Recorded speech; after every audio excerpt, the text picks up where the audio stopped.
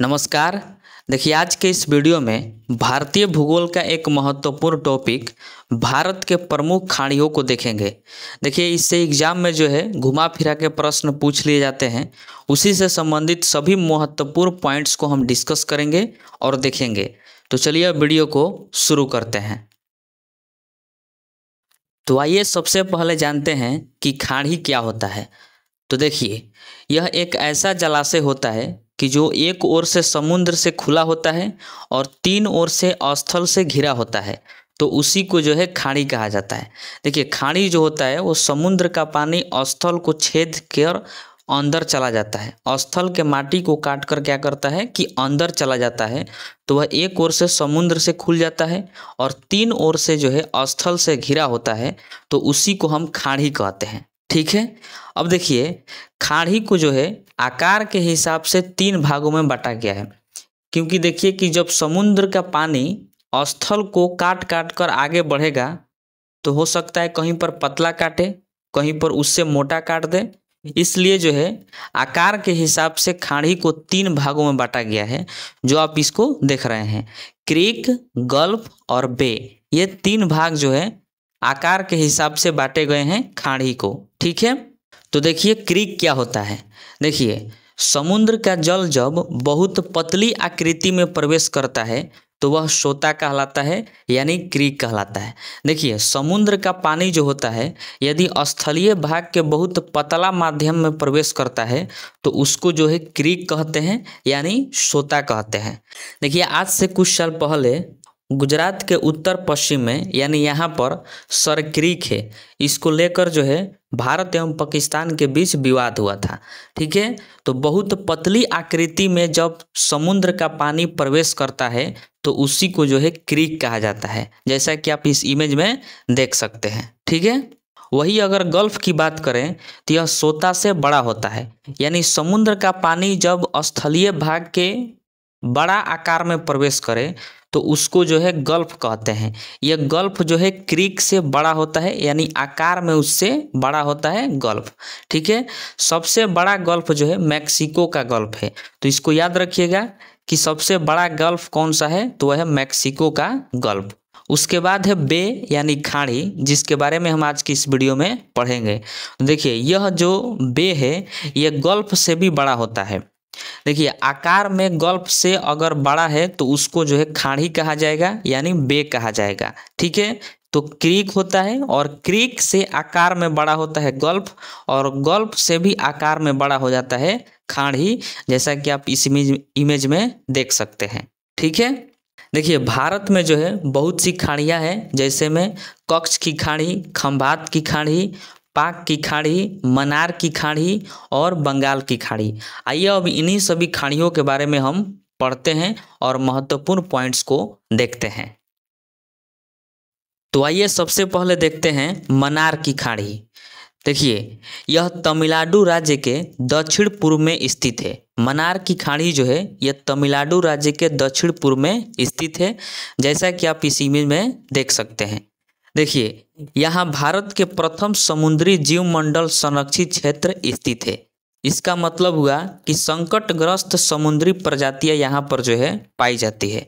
यहाँ पर देखिए कि समुद्री गाय और 3600 जीवों और पौधों की प्रजातियां पाई जाती है मनार की खाड़ी में। ठीक है। इसलिए इसको जैव विविधता वाला क्षेत्र कहा जाता है। मनार की खाड़ी को जैव विविधता का मतलब ही होता है कि जहाँ पर जीवों में विविधता यानी अंतर पाया जाता हो, बहुत सारे जीव जंतु वहाँ पर रहते हो, तो उस क्षेत्र को जैव विविधता वाला क्षेत्र कहा जाता है। तो मनार की खाड़ी भी जो है वो जैव विविधता वाला क्षेत्र है। देखिए, मनार की खाड़ी जो है भारत और श्रीलंका के बीच में स्थित है, जैसा कि आप इस इमेज में देख सकते हैं कि यहाँ पर मनार की खाड़ी है और ये भारत और श्रीलंका के बीच में स्थित है। ठीक है। उसके बाद देखते हैं पाक की खाड़ी। देखिए, यह भी जो है भारत और श्रीलंका के बीच में है। पाक की खाड़ी यह प्रवाल जीवों के लिए प्रसिद्ध है। पाक की खाड़ी जो है यह प्रवाल जीवों के लिए प्रसिद्ध है। देखिए, प्रवाल जो है यह एक प्रकार का जीव होता है जो पौधों की तरह होता है। इसको जीव इसलिए कहते हैं क्योंकि यह अपना भोजन स्वयं नहीं बनाता है और पौधे तो अपना भोजन स्वयं बनाते हैं, इसलिए इसको प्रवाल जीव कहा जाता है। ठीक है, तो यह प्रवाल जीव जो है पाक की खाड़ी में पाया जाता है। इस खाड़ी में भी विभिन्न प्रकार के जीव जंतु पाए जाते हैं पाक की खाड़ी में। ठीक है, देखिए उसके बाद देखते हैं पाक जल संधि। यह कई बार एग्जामों में पूछा हुआ है। देखिए पाक जल संधि जो है यह मन्नार की खाड़ी और पाक की खाड़ी को जोड़ती है। बहुत ही ज़्यादा महत्वपूर्ण है कि पाक की खाड़ी और मन्नार की खाड़ी को जोड़ने वाला जल संधि कौन है, तो वह है पाक जल संधि। लेकिन पाक जल संधि जो है यह भारत और श्रीलंका को अलग करती है। तो इस बात को आप ध्यान रखिएगा कि भारत और श्रीलंका को कौन अलग करता है, तो पाक जल संधि। और पाक की खाड़ी तथा मन्नार की खाड़ी को जोड़ता कौन है, तो पाक जल संधि। ठीक है, अब हम देखते हैं बंगाल की खाड़ी। देखिए यह खाड़ी विश्व में सबसे बड़ी खाड़ी है और हिंद महासागर के पूर्वोत्तर भाग में है। जैसा कि आप इस इमेज में देख सकते हैं कि यहाँ पर है बंगाल की खाड़ी और यह विश्व की सबसे बड़ी खाड़ी है और हिंद महासागर के पूर्वोत्तर भाग में स्थित है। तो इसको आप याद रखिएगा। यह एक प्रकार का त्रिभुजाकार खाड़ी है। देखिए त्रिभुज के आकार का यह खाड़ी है बंगाल की खाड़ी, जो पश्चिम से भारत व श्रीलंका, उत्तर में बांग्लादेश एवं पूर्व से म्यांमार तथा अंडमान निकोबार द्वीप समूह द्वारा घिरी हुई है। देखिए ये जो बंगाल की खाड़ी है उसके पश्चिम में भारत और श्रीलंका, उत्तर में बांग्लादेश और पूर्व में म्यांमार तथा अंडमान निकोबार द्वीप समूह है। ठीक है, भारत के पूर्वी भाग में जो भी चक्रवात आता है इसी खाड़ी के वजह से आता है। देखिए बंगाल के खाड़ी के वजह से ये जो भारत का पूर्वी भाग है इसमें जो भी चक्रवात आता है यह बंगाल के खाड़ी के वजह से ही आता है। देखिए बंगाल की खाड़ी में बहुत सारी नदियाँ आके गिरती है। उनमें से कुछ नदियाँ हैं गंगा नदी, ब्रह्मपुत्र नदी, गोदावरी नदी, महानदी। ये नदियाँ जो है बंगाल की खाड़ी में आकर गिरती है। ठीक है, उसके बाद देखते हैं खंभात की खाड़ी। देखिए यह गुजरात राज्य से सटी हुई है खंभात की खाड़ी, जैसा कि आप इस इमेज में देख सकते हैं। यह भारत के शहर मुंबई और काठियावाड़ प्रायद्वीप को अलग करती है। देखिए खंभात की खाड़ी जो है यह मुंबई शहर को और काठियावाड़ प्रायद्वीप को अलग करती है। इंपॉर्टेंट पॉइंट्स है, इसको आप ध्यान में रखिएगा। भारत में सबसे अधिक ज्वारीय ऊर्जा इसी खंभात की खाड़ी में पैदा होती है। देखिए सबसे अधिक ज्वारीय ऊर्जा उत्पन्न करने वाला खाड़ी कौन सा है, तो वह है खंभात की खाड़ी।